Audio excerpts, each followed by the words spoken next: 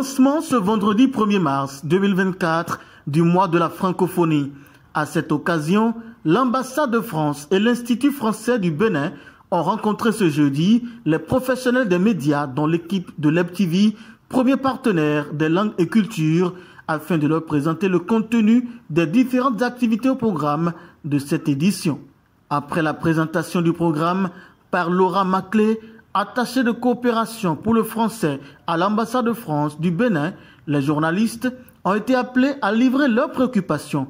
Au bout des échanges et à la question de savoir pourquoi le mois de la francophonie, Laura Maclé renseigne. C'est une initiative qui découle en fait de la journée internationale de la francophonie qui a lieu tous les 20 mars et qui donne lieu ensuite dans les pays à une déclinaison d'événements autour de cette journée.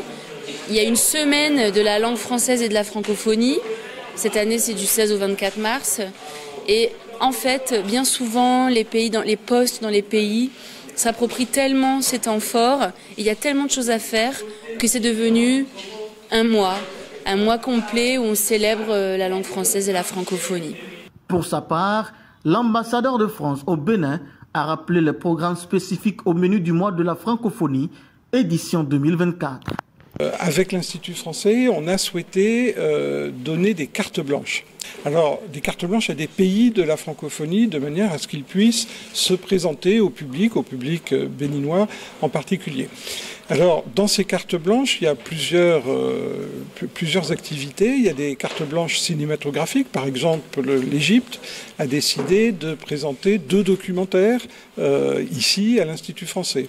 Le Maroc va aussi présenter un très beau film et on espère que le réalisateur de ce film pourra animer un débat à l'issue de la projection.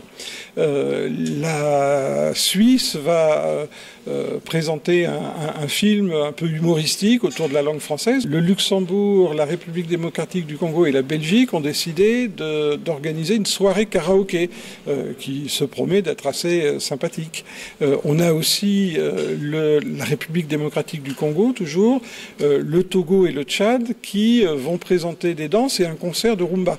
Et puis ensuite, il y a une partie qui est plus spécifiquement montée par l'Institut français et qui là aussi foisonne. Il y a une partie théâtrale, par exemple, avec un hommage donné à Camille Amoureau autour d'une pièce, d'une création, mais aussi d'un débat.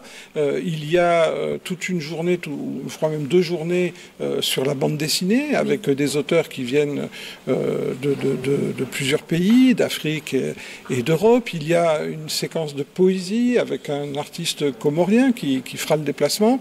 Un concours de Scrabble, ça c'est quelque chose d'extrêmement populaire.